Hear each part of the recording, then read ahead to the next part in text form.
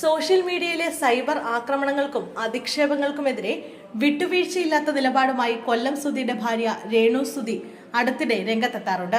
തന്നെ തൈക്കിളവി എന്ന് വിളിച്ചും ദുബൈയിൽ വസ്ത്രമില്ലാതെ നൃത്തം ചെയ്തുവെന്ന തരത്തിൽ ആരോപണങ്ങൾ ഉന്നയിച്ചും രംഗത്തെത്തിയ സംവിധായകൻ ശാന്തിവിള ദിനേശിനെതിരെ രൂക്ഷമായ ഭാഷയിലാണ് കഴിഞ്ഞ ദിവസം രേണു പ്രതികരിച്ചത്.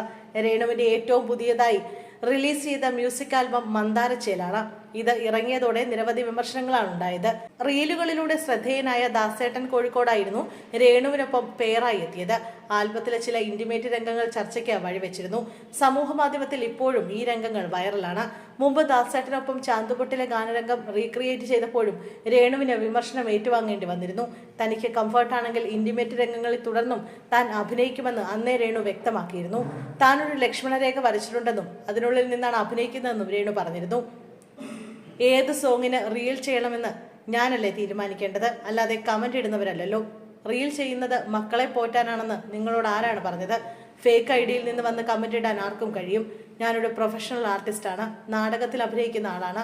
അതെന്റെ പ്രൊഫഷൻ ആയതുകൊണ്ടാണ് ഞാൻ ചെയ്യുന്നത്. വൈറൽ പിടിക്കുന്നത് അഭിനയത്തിന്റെ ഭാഗമായാണ്, ക്യാമറയുടെ മുന്നിലല്ല ചെയ്യുന്നത്. അല്ലാതെ പതുങ്ങിപ്പോയിരുന്ന് വയറ് പിടിക്കുകയല്ലോ. ഞാൻ ചെയ്യുന്നത് അഭിനയമാണ്, ആക്ടിങ്, അല്ലാതെ ജീവിതമല്ല. മക്കളെ പോറ്റാനാണ് റീൽ ചെയ്യുന്നതെന്ന് ഞാൻ എവിടെയും പറഞ്ഞിട്ടില്ല. ഇന്റിമേറ്റ് സീൻ അഭിനയിക്കേണ്ടി വന്നാൽ ഞാൻ അഭിനയിക്കും, കാരണം ഞാനൊരു ആർട്ടിസ്റ്റാണ്. എനിക്ക് കംഫർട്ടാണെങ്കിൽ മാത്രമാണ് ഞാൻ ഇന്റിമേറ്റ് സീൻ ചെയ്യുന്നത്. അതിന് മുന്നോട്ടാണെങ്കിലും അങ്ങനെ തന്നെ ഉണ്ടാകും. എനിക്ക് അഭിനയിക്കേണ്ടി വന്നാൽ ഞാൻ അഭിനയിക്കും. ഒരു ലക്ഷ്മണരേഖ വരച്ചിട്ടുണ്ട്, അതിനുള്ളിൽ നിന്ന് അഭിനയിക്കുമെന്നും രേണു പറയുന്നു.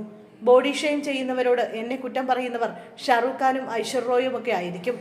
ഞാൻ ഇങ്ങനെ ഇരുന്നോട്ടെ, എനിക്ക് കുഴപ്പമില്ല. കാരണം എന്നെ ഇനി ആരും കെട്ടാൻ പോകുന്നില്ല.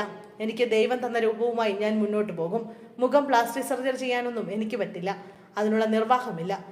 ആണ് പെൺവേഷം കെട്ടിയതാണ് ഞാനെന്ന് പറയുന്നവരോട് അങ്ങനെയെങ്കിൽ അങ്ങനെ, എനിക്കതിൽ പ്രശ്നമില്ല. ട്രാൻസ്ജെൻഡേഴ്സ് ആയിട്ടുള്ള ആളുകളെ എനിക്കിഷ്ടമാണ്. എലിയെപ്പോലെയാണ് എന്നെ കാണാനെന്ന് പറഞ്ഞാലും ഞാൻ സ്വീകരിക്കും, കാരണം എലി ഒരു ജീവിയാണ്, അതിനെ എനിക്കിഷ്ടവുമാണ്. ഇങ്ങനെയൊക്കെ പറഞ്ഞോളൂ, പക്ഷെ തെറി വിളിക്കരുത്. അത് മാത്രമാണ് എനിക്ക് പറയാനുള്ളതെന്നാണ് രേണു പറഞ്ഞത്. അതേസമയം രേണു ഇന്റിമേറ്റ് രംഗം ചെയ്യുന്നതിനെ അനുകൂലിച്ചും ആളുകൾ രംഗത്തെത്തിയിരുന്നു.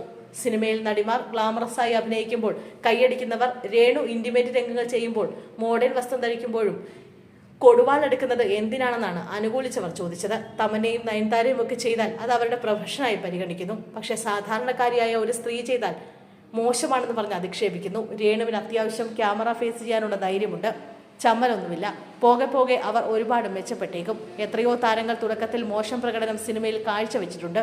തുടക്കക്കാരി എന്ന പരിഗണനയെങ്കിലും നൽകാമല്ലോ എന്നിങ്ങനെയാണ് രേണുവിനെ അനുകൂലിച്ചവർ കുറിച്ചത്.